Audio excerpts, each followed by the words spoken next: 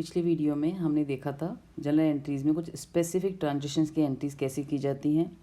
उसका सिर्फ मैंने आपको थ्योरी पोर्शन बताया था, कोई क्वेश्चन अपन ने किया नहीं था। आज हम एक प्रैक्टिकल क्वेश्चन लेके देखेंगे कि वो एंट्रीज़ कैसे की जाती हैं। उसको देखने से पहले आप पहले बस वीडियो को पॉज करें और पॉज करके पहले पिछली वीडियो में जो हमने एंट्रीज समझी थी उस एंट्रीज़ को वापस से एक बार, वैसे आई होप आपने पढ़ लिया होगा पहले, फिर भी एक बार वापस से इस वीडियो को पॉज करके आप उन एंट्रीज़ को वापस से देखिए जो वो अपनी पिछली वीडियो में देखी थी। उसको देख के समझने के बाद जब इस क्वेश्चन को करेंगे तो आपके लिए ईजी रहेगा सॉल्व करना। इसको समझाने के लिए मैंने जो एग्ज़ाम्पल लिया है, अभी थोड़ा आसान एग्ज़ाम्पल ही लिया है इसमें, इसको और फर्दर समझाने के लिए मैं थोड़ा सा मुश्किल क्वेश्चन और नेक्स्ट वीडियो में लूँगी। यहाँ थोड़ा सिंपल सा एग्जांपल लिया है ताकि थोड़ा सा बेसिक एंट्री हमें और समझ में आ जाए। जैसे यहाँ पर पहला है रोकड़ लगाकर व्यापार प्रारंभ किया जुलाई 1 और जुलाई 1 को एक ट्रांजेक्शन और है बैंक में जमा कराया, तो जुलाई 1 को हमारी यहाँ पे 2 एंट्री बन जाएगी।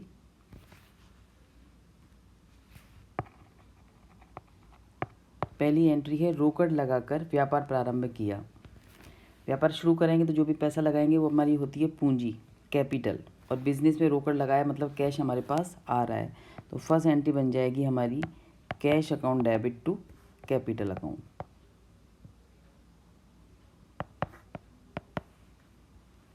₹90,000। सेकेंड इसमें कहता है हमारा बैंक में जमा कराया, ये हमारी कॉन्ट्रा एंट्री है। हम अपने कैश को बैंक में जमा करा रहे हैं तो बैंक में पैसा जा रहा है और हमारे पास से कैश जा रहा है, तो यहाँ पे बैंक लेने वाला है, तो जुलाई 1 को ही हमारी एक एंट्री और बन जाएगी यहाँ पर bank account debit to cash account ₹50,000। इस क्वेश्चन को या तो आप बुक में खोल लीजिए या फिर आप इसकी स्क्रीनशॉट लेकर इसे उतार लीजिए ताकि आपको पॉइंट में बार बार, क्योंकि बार बार मैं पेज को स्क्रॉल नहीं करूँगी। नकद माल खरीदा जुलाई 2, तो जुलाई 2 को नकद माल खरीदा है मतलब परचेज अकाउंट हो जाएगा।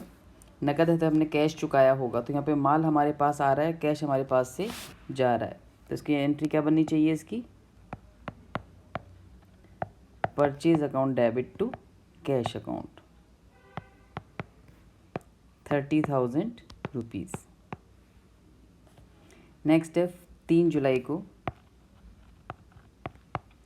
फर्नीचर खरीदा और चेक से भुगतान किया। जब भी ट्रांजेक्शन हम नकद करेंगे तो अपना अकाउंट जो आएगा वो कैश का आएगा, और यदि आपने चेक से ट्रांजेक्शन किया है तो फिर अकाउंट हमारा आएगा बैंक का। यहाँ पे फर्नीचर हमारी संपत्ति है, फर्नीचर आपके खुद के नाम से आएगी। फर्नीचर आ रहा है बिजनेस में तो फर्नीचर अकाउंट डेबिट, और कैश जा रहा है हमारे पास में चेक के फॉर्म में, तो यहाँ पे आ जाएगा टू बैंक अकाउंट ₹10,000। नेक्स्ट है रामलाल को माल बेचा जुलाई 4।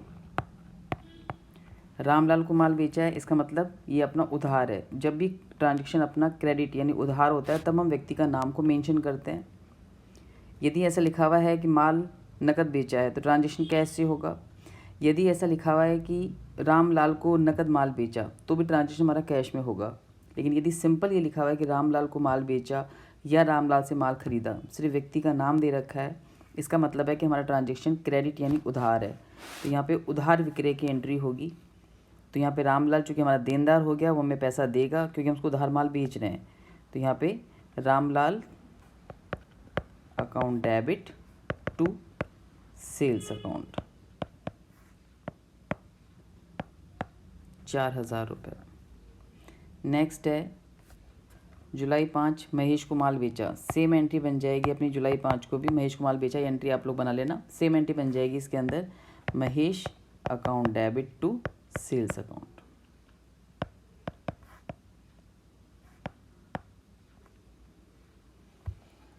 ऐसे ही राजेश से माल खरीदा, यहाँ भी चूंकि व्यक्ति का नाम दे रखा है मतलब ये अपना उधार क्रय है, तो यहाँ पे आपको राजेश से आपने उधार माल दे रखा है तो आपको राजेश को पैसा अभी नहीं चुका रहे, हम भविष्य में कभी पैसा चुकाएंगे, तो राजेश क्या हो गया यहाँ पे हमारा क्रेडिटर।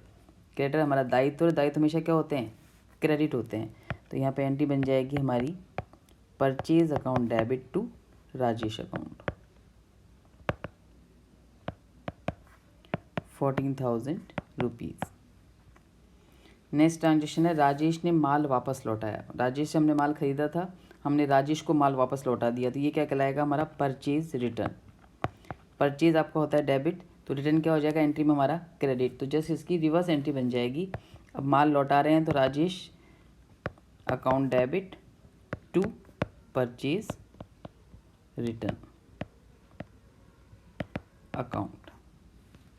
हमने यहाँ पे माल लौटाया राजेश को 2000 रुपये का, तो 14,000 का आपने उधार माल क्रय किया था, 2000 का माल हमने लौटा दिया, यानी राजेश को हमें पैसे कितने चुकाने हैं, 14,000 माइनस 2000, यानी हमको चुकाने हैं उसको 12,000 रुपये। यहाँ पे 2000 रुपये से राजेश का खाता अपना कम हो गया है क्योंकि हमने माल लौटा दिया 2000 रुपये से।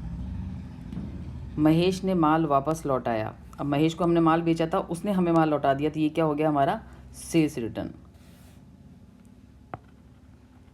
तो जुलाई 9 हमारी एंट्री हो जाएगी सेल्स रिटर्न की, तो ये अपनी एंट्री बन जाएगी सेल्स। हमेशा एंट्री में परचेज रिटर्न क्रेडिट होता है, सेल्स रिटर्न हमारा डेबिट होता है, क्योंकि सेल्स रिटर्न माल हमारा वापस लौट के हमारे पास आ रहा है, तो माल हम चूँकि प्राप्त कर रहे हैं वापस, तो डेबिट हो जाएगा और महेश का बैलेंस इस अमाउंट से कम हो जाएगा। महेश ने हमें 400 रुपये का माल लौटा दिया, तो यहाँ पे महेश को हमने माल बेचा था 8,000 रुपये का, उसमें से उसने 400 रुपये का माल अपने को लौटा दिया, यानी उसको वो कितना पैसा चुकाएगा हमें, वो हमें चुकाएगा 8,000 माइनस 400, यानी 7,600 रुपये ही हमें वो चुकाएगा। अगला ट्रांजेक्शन है जुलाई 10 को। महेश से नकद प्राप्त किया 7,520। अब महेश से हमें लेना कितना था, हमने उसको माल भेजा था 8,000 रुपये का, 400 का माल उसने हमको लौटा दिया, तो उसको हमें एक्चुअल में 7,600 रुपये हमको चुकाने थे, उसने हमें चुकाए हैं 7,520 और हमने उसको डिस्काउंट दे दिया 80 रुपये का। तो जुलाई इसको एंट्री करेंगे, तो कैश चूँकि हमारे पास आ रहा है, तो यहाँ पे एंट्री बन जाएगी हमारी कैश अकाउंट डेबिट। तो मिलना चाहिए था हमें 7,600 रुपये, एक्चुअल में मिले कितने, हमें मिले हैं सिर्फ 7,520 रुपये। बाकी जो डिफरेंस अमाउंट है वो हमने डिस्काउंट दे दिया है, तो डिस्काउंट क्या हो गया यहाँ पे हमारे लिए हानि हो गई है, हानि को क्या करते हैं हम डेबिट करते हैं। तो डिस्काउंट अकाउंट डेबिट 80 रुपये से टू अपन महेश का अकाउंट क्लोज़ कर देंगे यहाँ पर, तो महेश अकाउंट क्लोज़ हो जाएगा जो हमारे कितने रुपये का था 7,600 का। एक बार मैं फिर रिपीट कर रही हूँ इस ट्रांजेक्शन की एंट्री को, कि महेश को हमने माल बेचा था 8,000 रुपये का, उसने हमें 400 रुपये का माल लौटा दिया, यानी एक्चुअली महेश हमें कितना चुकाएगा, हमें चुकाएगा 7,600 रुपये, और उसने चुकाए कितने, हमें केवल 7,520 चुकाए हैं, 80 का हमने उसको डिस्काउंट दे दिया है। तो यहाँ पे एंट्री में जितना पैसा मिला है वो कैश के नाम से आएगा, जो हमने डिस्काउंट दिया वो डिस्काउंट के नाम से आ जाएगा, और इस तरह से आपका महेश का खाता 7,600 रुपये से क्लोज हो जाएगा। जुलाई 12 निजी प्रयोग के लिए आपने बैंक से रुपए निकाले हैं, और व्यापार के प्रयोग के लिए भी आपने बैंक से पैसे निकाले हैं। आप चाहें तो इन दोनों की अलग अलग एंट्री कर सकते हैं, क्योंकि दोनों डेट सेम है, तो इसके अपन कंबाइंड एंट्री भी कर सकते हैं कि आपने बैंक से पैसा निकाला है टोटल 12,000, जिसमें 2,000 रुपये ड्राइंग्स के हैं और 10,000 रुपये बिजनेस के निकाले हैं। तो यहाँ पे अपन चाहें तो कंबाइंड एंट्री कर सकते हैं, चाहे अलग अलग भी कर सकते हैं, बेटर रहेगा कंबाइंड एंट्री कर लें, क्योंकि मोस्टली सेम डेट को दी ट्रांजेक्शन है और वो सेम ही तरीके से डेबिट क्रेडिट हो रहे हैं, तो अपन कंबाइंड एंट्री कर सकते हैं। तो यहाँ पर एक एंट्री बन जाएगी drawings account debit to bank, तो ये तो आ जाएगा हमारे कितने रुपए से, 2,000 रुपये से। तो 2,000 तो निकाले ड्राइंग के लिए, 10,000 निकाले बिजनेस के लिए, तो ये हमारी कॉन्ट्रा एंट्री हो जाएगी कैश अकाउंट डेबिट 10,000। हमने 10,000 निकाले बिजनेस के लिए, वो कैश अकाउंट के नाम से आ जाएंगे, पर्सनल यूज़ का पैसा हमारा ड्राइंग्स के नाम से आएगा, टोटल बैंक आ जाएगा यहाँ पे हमारा 12,000 रुपये से। जुलाई 15 इसमें ट्रांजेक्शन दे रखा है हमें, 1 वर्ष का टेलीफोन का किराया चुकाया हमने 800 रुपये, ये अपना खर्चा है, खर्चा हमेशा डेबिट होता है आपका। तो टेलीफोन बिल अकाउंट डेबिट, ये टेलीफोन रेंट जो भी आप कहना चाहो उसको, बिल ऑब्लिक रेंट जो भी शब्द देना चाहो आप, account debit to cash account, क्योंकि हमने नकद में चुका दिया इस खर्चे को 800 रुपये से। जुलाई 17 हमारे यहाँ पे ट्रांजेक्शन दे रखा है, मालिक ने अपने भाई राजन से व्यापार के लिए ऋण लिया है, उसने लोन लिया है, लोन हमारी लायबिलिटी होती है, तो यहाँ पे एक नया खाता खोलेंगे हम राजेश लोन के नाम से, क्योंकि लोन के रूप में पैसा हमारे पास आ रहा है, तो यहाँ पे कैश अकाउंट आपका हो जाएगा डेबिट, क्योंकि पैसा आ रहा है हमारे पास, तो cash account debit to Rajesh Rajan's loan account.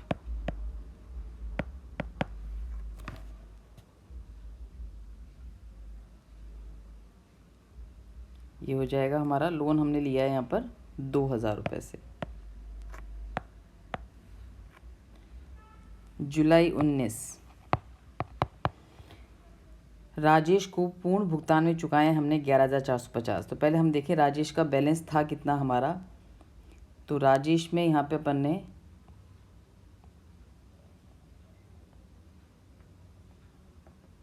Rajesh से अपन ने माल परचेज़ किया था यहाँ पे 14,000 रुपये का, और राजेश को हमने यहाँ पे माल लौटाया था 2,000 रुपये का, यानी 14,000 माइनस 2,000 रुपये हमें राजेश को चुकाने थे 12,000 रुपये। फिर रिपीट कर देती हूँ, हमने राजेश से उधार माल ख़रीदा था यहाँ पे 14,000 रुपये का, और हमने उसको माल लौटा दिया था 2,000 का, यानी हमारे पास केवल 12,000 रुपये का उधार माल था, जिसके बदले में हमें 12,000 रुपये चुकाने थे। राजेश को 12,000 के बदले में आपने चुकाए पूर्ण भुगतान में 11,450 रुपये। पूर्ण भुगतान मतलब आपने पूरा अकाउंट क्लोज़ कर दिया है। इसका मतलब जो डिफरेंस अमाउंट है उतना डिस्काउंट हमको यहाँ पे रिसीव हो गया है। जैसे हमने डिस्काउंट दिया था महेश को, वैसे राजेश से हमको डिस्काउंट मिल गया है। तो जो भी डिफरेंस अमाउंट है वो हमारी निकल जाएगी डिस्काउंट के नाम से। तो ये हमारा आ जाएगा 550 रुपीज़। क्योंकि राजेश को हमने कैश चुका दिया तो राजेश का अकाउंट क्लोज़ हो जाएगा। तो यहाँ पे हमारा आ जाएगा राजेश अकाउंट डेबिट, जो था हमारा 12,000 रुपये से, बदले में 2 हमने कैश दिया है उसको मात्र 11,450 रुपये का, और जो डिफरेंस है वो हमारा आ जाएगा डिस्काउंट रिसीव्ड के नाम से या डिस्काउंट के नाम से, जैसे भी आप लिखना चाहें। इसको आप चाहें तो क्लियर स्पेसिफाई कर सकते हैं कि डिस्काउंट रिसीव्ड है, चाहो तो आप डिस्काउंट अकाउंट क्रेडिट भी कर सकते हैं। तो ये एंट्री हो जाएगी राजेश के पूर्ण भुगतान की। जुलाई 20, रामलाल दिवालिया हो गया और उसने 1 रुपये में से 25 पैसे, 1 रुपया मतलब 100 पैसे, उसमें से 25 पैसे के रूप से भुगतान किया अपन ने। इसका मतलब 100 पैसे में 25 पैसे, इसका मतलब उसने हमें भुगतान किया 25%। रामलाल का जितना भी बकाया पैसा था हमें बदले में सिर्फ 25% ही प्राप्त हुआ है। तो हम हमें देखेंगे रामलाल का बैलेंस था कितना। तो रामलाल को हमने उधार माल बेचा था 4,000 रुपये का, और हमें इस 4,000 में से सिर्फ 25% पैसा ही मिल रहा है। तो 4,000 रुपये का बैलेंस था रामलाल का, उसका 25% यानी हमें सिर्फ 1,000 रुपये कैश रिसीव हो रहा है। बाकी जो बच गए पैसे हमारे 3,000 रुपये, ये पैसे हमारे डूब गए, जिसे अपन कौन सा खाता खोलेंगे, बैड डेट्स अकाउंट। मैं फिर रिपीट कर देती हूँ, जो रामलाल है उस रामलाल का अपने उधार माल बेचा था 4,000 रुपये का, रामलाल यहाँ पे दिवालिया हो गया, 1 रुपये में से 25 पैसे। तो चूँकि पैसे हैं तो हम इसको कंपेयर करेंगे पैसे से। तो 1 रुपये मतलब 100 पैसे, 100 पैसे में से हमें से 25 पैसे, यानी सिर्फ 25% पेमेंट हमको वो कर रहा है। तो 4,000 का बैलेंस था, 25% का हमको पेमेंट कर रहा है, यानी पेमेंट कितना कर रहा है हमको, केवल 1,000 रुपये का। तो 4,000 रुपये में से 1,000 का पेमेंट हमें वो कर रहा है, यानी कितना पैसा डूब गया हमारा, 3,000 रुपये। तो जब आप रामलाल का अकाउंट क्लोज़ करेंगे तो यहाँ पे हमारा कैश अकाउंट डेबिट हो जाएगा 1,000 रुपये से, इतना पैसा हमें प्राप्त हो रहा है।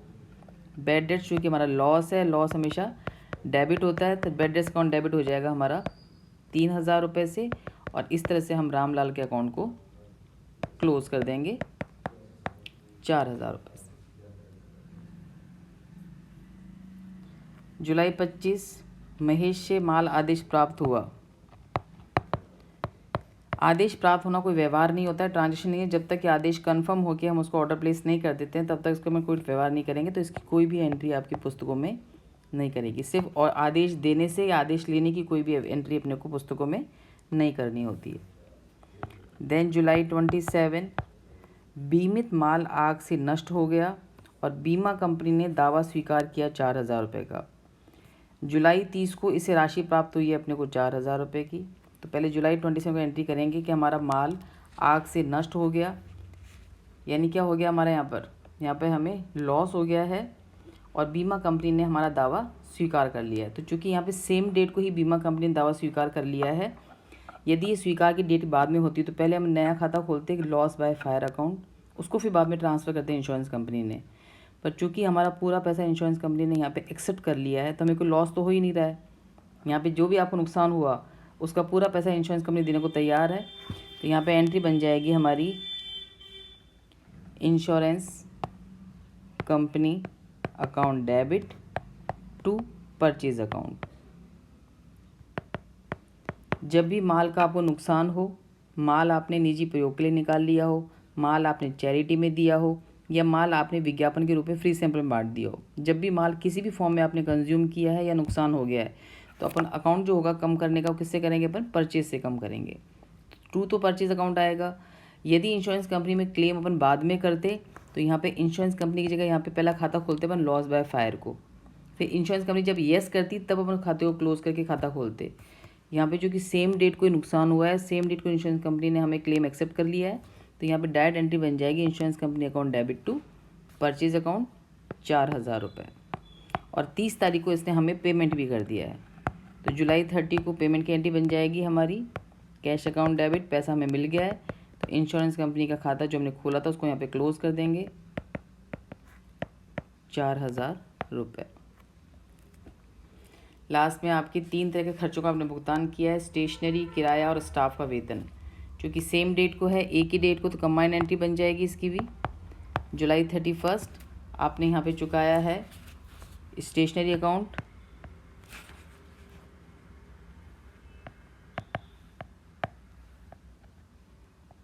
स्टेशनरी अकाउंट डेबिट, दूसरा है हमारा यहाँ पर रेंट अकाउंट डेबिट, और तीसरा है हमारा यहाँ पर सैलरी अकाउंट डेबिट। तीनों खर्चों को हम डेबिट कर देंगे एक साथ टू कैश अकाउंट, क्योंकि आपने इसका भुगतान कर दिया है 5000, 2000 एंड 400। आप परफॉर्म में जब बनाएंगे तो ये सारे करने के बाद यहाँ पे नेक्स्ट कॉलम अपना टोटल आ जाएगा, इसमें डेबिट का टोटल आएगा, क्रेडिट का टोटल आएगा, नरेशन सबके आपको दिखाने हैं। तो इस तरह से बनती है हमारी एंट्रीज, थोड़ी सी डिफरेंट, जो मैंने आपको पिछले वीडियो में समझाई थी स्पेसिफिक एंट्रीज़ में।